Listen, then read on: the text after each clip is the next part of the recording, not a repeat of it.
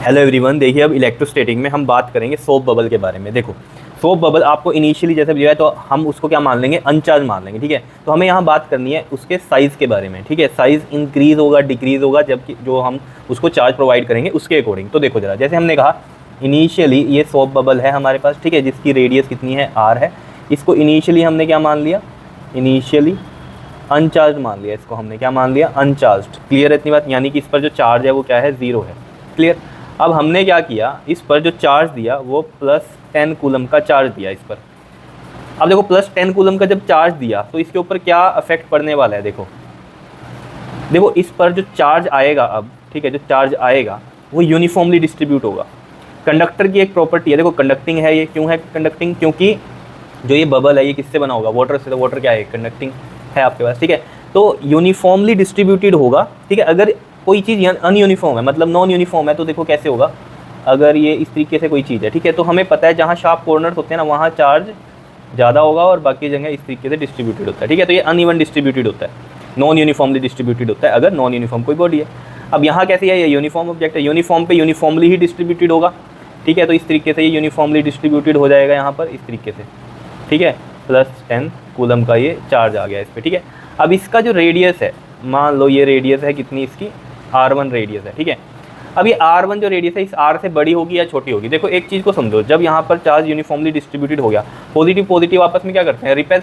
यहाँ रिपल्शन होगी तो सोचो जरा, पहले ये चीज़ ऐसे है, ठीक है, अब रिपल्शन हो रही है तो रिपल्शन होगी ऐसे होगा। ये देखो ना, ये इसको रिपेल कर रहा है, ये इसको रिपेल करके ऐसे होंगे।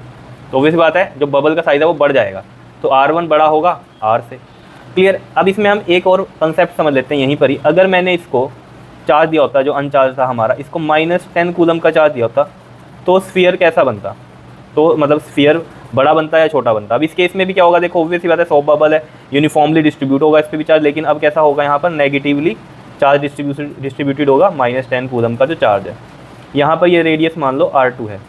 अब यहाँ पर भी क्या होगा, जो साइज़ होगा वो इंक्रीज़ ही करेगा, बिकॉज यहाँ पर भी नेगेटिवली चार्ज है, नेगेटिव नेगेटिव को भी क्या करता है, रिपेल ही करता है, तो ये भी क्या होगा, ऐसे रिपेल ही करेगा। क्लियर है मत, यानी कि हमें यहाँ से एक चीज़ पता चल रही है कि चार्ज अगर नेगेटिव है तो पॉजिटिव है, उससे कोई फ़र्क नहीं पड़ रहा है ना, ये करेगा तो हमेशा रिपेल ही। देखो ऐसा तो हो नहीं सकता कि चार्ज आधा नेगेटिव हो आधा पॉजिटिव होगा, मतलब ये आधा स्फीयर जो है नेगेटिव होगा आधा पॉजिटिव होगा, या तो आप माइनस का चार्ज दोगे या प्लस का चार्ज दोगे, दोनों ही केस में क्या हो रहा है आपके पास, रिपल्शन होगी। तो रेडियस अगर अनचार्ज का केस है तो आप कुछ भी चार्ज दोगे तो वो रेडियस इंक्रीज ही करेगी, चाहे आप पॉजिटिव दो चाहे उसे नेगेटिव दो। अब कंसेप्ट को और समझते हैं। यहाँ पर ये R से बड़ी है R1 और ये R2 भी R से बड़ी है, ये तो हमें पता चल गया, लेकिन ये R1 R2 आपस में क्या है, ये है इक्वल। क्यों है इक्वल, क्योंकि इनके पास देख लो चार्ज तो क्या है, सेम है। ठीक है, अब मान लो इनमें ये, मान लो यहाँ ये Q1 चार्ज है, ये Q2 चार्ज है। ठीक है, तो यहाँ पर जो फोर्स लग रही होगी इनके बीच में वो लग रही होगी KQ1 Q2 अपॉन में R², और ये तो हमें पता है मोड में ही होता है जो हमारे पास कूलम फ्लो होता है।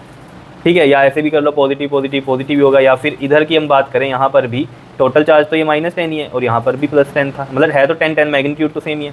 तो यहाँ पर भी ये इतना ही रिपल्सिव फोर्स यहाँ पर बनेगी जितनी यहाँ बन रही है। क्यों, क्योंकि इस केस में भी अगर ये Q1 है ये Q2 है, ठीक है, तो ये Q1 Q2 ऑब्वियस बात है यही होंगे जो यहाँ है, क्योंकि ये चार्ज भी 10 कूलम है, ये भी 10 कूलम का चार्ज है। तो इक्वली डिस्ट्रीब्यूटेड अगर हमने कहा ये Q1 Q2 है तो यहाँ पर भी Q1 Q2 ही होगा। तो इसके अंदर भी जो फोर्स लग रही होगी वो KQ1 Q2 अपॉन में R²। अगर मोड में रखे तो भी कोई दिक्कत नहीं है, और अगर माइनस में रखोगे तब भी कोई दिक्कत नहीं है, माइनस माइनस प्लस वही हो रहा है।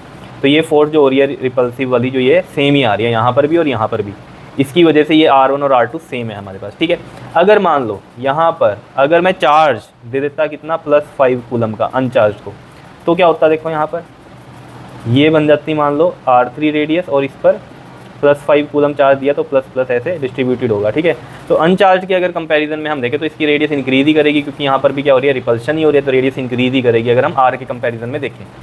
बात आ रही है समझ। अब यहाँ पर अगर हम कंपैरिजन करें रेडियस का, तो R जो है रेडियस सबसे छोटी है, उससे बड़ी कौन सी होगी, ये वाली होगी, क्योंकि इस पर हमने +5 का दिया है और यहाँ ये +10 का दिया हुआ है। तो ऑब्वियस ही बात है यहाँ पर चार्ज ज़्यादा है तो यहाँ रिपल्शन ज़्यादा होगी, यहाँ चार्ज कम है तो रिपल्शन कम होगी, तो ये कम इंक्रीज़ करेगा, ये ज़्यादा इंक्रीज़ करेगा एज़ कम्पेयर टू दिस। तो यानी कि R है सबसे छोटी रेडियस, फिर हमारे पास R3 सबसे बड़ी है। अब मैंने बोला था R1 और R2 की तो रेडियस इक्वल है, क्योंकि ये इसके मैग्नीट्यूड पे डिपेंड करती है रेडियस, ना कि उसके नेचर पर चार्ज के। ठीक है ना, चार्ज का नेचर चाहे नेगेटिव हो चाहे पॉजिटिव हो, इस पर डिपेंड नहीं करी, मैग्नीट्यूड पे डिपेंड करी। अब देखो यहाँ मैग्नीट्यूड 10 है तो इनका बराबर है रेडियस। अब यहाँ मैग्नीट्यूड 5 है तो ये 5 की वजह से जो रेडियस है वो कम होगी as compare to these two. और इस वाले से तो इंक्रीज़ ही होगी, तो इससे तो इंक्रीज़ बना दिया। लेकिन किससे हमारी जो ज़्यादा है ये, या तो R1 लिख दो या R2 लिख दो, मैं R2 लिख दूँ अगर, और वो इक्वल है R1 के, तो ये आपको कंपैरिजन भी समझ में आ जाना चाहिए। क्लियर है। अब मैं थोड़ा सा और आपको इसमें कहानी बताता हूँ कि मैग्नीट्यूड पे कैसे डिपेंड कर रही है चीज़, ठीक है। तो मैं यहाँ अगर लिख भी दूँ एक चीज़, क्या कि जो रेडियस है आपके पास ऑफ बबल, ठीक है, ये डायरेक्टली प्रोपोर्शनल है आपके पास किसके, मैग्नीट्यूड ऑफ चार्ज के, ठीक है। पॉजिटिव नेगेटिव पे डिपेंड नहीं कर रहा, मैग्नीट्यूड पे डिपेंड कर रहा है। अभी देखना और क्लियर हो जाएगी आपको, देखो बात। अब मान लो मैंने आपको कहा कि ये +10 कूलम का इनिशियली आपके पास चार्ज दिया हुआ है, मान लो ऐसे, ठीक है। अब इस पर मैंने -5 का भी चार्ज दे दिया, -5 कूलम का, तो ये +10 था पहले, अब मैंने -5 का भी दे दिया, तो नेट चार्ज कितना रहा, +10 में से -5 करेंगे तो +5 का, तो यही स्फीयर बनेगा, मतलब यही बबल बनेगा R3 रेडियस का। क्लियर है इतनी बात या नहीं, बता दो कोई दिक्कत हो। और ये R3 जो होगा मेरे को बताओ, इसके कंपैरिजन में अब ये इंक्रीज़ करा है कि डिक्रीज़ करा है, कैसे पता चल रहा है, रिपल्शन तो पहले हो ही रही थी। अब ये R3 क्या है इस वाले केस में, R3 क्या है हमारा, लेस है R1 से, R1 बड़ा ही रहेगा चाहे हमने इसको चार्ज दिया। नेट चार्ज तो इससे तो कंपैरिजन में ये कम ही है ना, तो यहाँ रिपल्शन कम होगी, हो दोनों में रिपल्शन ही रही है, चाहे पॉजिटिव हो चाहे नेगेटिव हो। लेकिन मैग्नीट्यूड आपने देखना है, इनिशियल मैग्नीट्यूड क्या है और फाइनल मैग्नीट्यूड क्या है चार्ज का। तो फाइनल ये आ रहा है हमारे पास, -5 दिया तो फाइनल ये आया, इसको अगर हमने -5 दिया तो ये आया। तो इन दोनों में अगर कंपैरिजन कर रहे हैं हम, यहाँ मैग्नीट्यूड ज़्यादा है, यहाँ मैग्नीट्यूड कम है, तो यानी कि इसकी रेडियस क्या होगी, कम होगी। जैसे कि इसका मैग्नीट्यूड कम है तो रेडियस भी कम होगी इसके कंपैरिजन में। तभी हमने बोला रेडियस ऑफ जो बबल होगा वो डायरेक्टली प्रोपोर्शनल होती है मैग्नीट्यूड ऑफ चार्ज के। यहाँ बड़ा है तो ये रेडियस बड़ी होगी, सीधी सी बात है। ये छोटा है तो ये रेडियस छोटी होगी। और थोड़ा क्लियर हो जाए कहानी, देखो मैं इसमें आपको ये बोल दूँ कि मान लो ये -10 कूलम का इनिशियली चार्ज था, ठीक है। अब हमने यहाँ पर दे दिया -15 कूलम का चार्ज मान लो, तो जो नेट चार्ज बनेगा वो +5 कूलम का ही बनेगा, क्योंकि -10 और ये +15 कर लो, ठीक है, क्योंकि ये +5 है। तो इसके ऊपर दिया हमने -10 पे, ये +15, तो प्लस का 5 आएगा या नहीं आएगा बताओ, ठीक है। अब अगर यहाँ पर हमारे पास इस तरीके से ना करो, अगर आप इसको, मैं देखो थोड़ा सा आपको बताऊँ तो ना, जो मैं आपको समझाना चाह रहा हूँ ना वो चीज़ क्लियर हो जाएगी। यहाँ से तो वही बात हो गई, 10 से 5 आए तो ऑब्वियस बात है ये रेडियस छोटी होगी। इसको ऐसे करो, इधर बढ़ा दो, ठीक है। मान लो ये इनिशियल चार्ज है आपके पास 5 कूलम का, और आपने इसको -15 कूलम का चार्ज दिया, ऐसे समझ लो। अब समझ में आएगी थोड़ी सी और कहानी, क्योंकि देखो अगर मैं इधर ही कर रहा हूँ ना तो फिर 10 से फिर 5 ही बन रहा है, तो हमें पता छोटा ही होगा। अब छोटे से बड़े को देखो जरा, ये है इनिशियली, इसको दिया -15 कूलम चार्ज, नेट चार्ज देखो -15 + 5 -10 का बचेगा, ठीक है। तो यहाँ रेडियस बढ़ेगी, क्यों, इनिशियल चार्ज 5 है और फाइनल क्या है 10 है। प्लस माइनस मत देखो, उसकी वजह से तो रिपल्शन ही होगी, वो अलग बात है। लेकिन रिपल्शन किस में ज़्यादा होगी, जिसका मैग्नीट्यूड ज़्यादा होगा। यहाँ मैग्नीट्यूड ज़्यादा तो रिपल्शन ज़्यादा हो, तो रेडियस इसकी ज़्यादा है।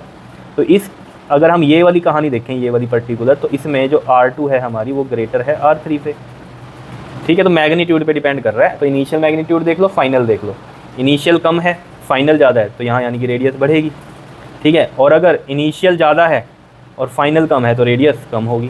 क्लियर है इतनी बात, ये बात आपको समझनी है इसमें, ठीक है जी। सोप बबल के बारे में समझ में आया। चलो नेक्स्ट टॉपिक हम करेंगे अपना मेथड ऑफ चार्जिंग वाला। क्लियर, ओके जी, थैंक यू।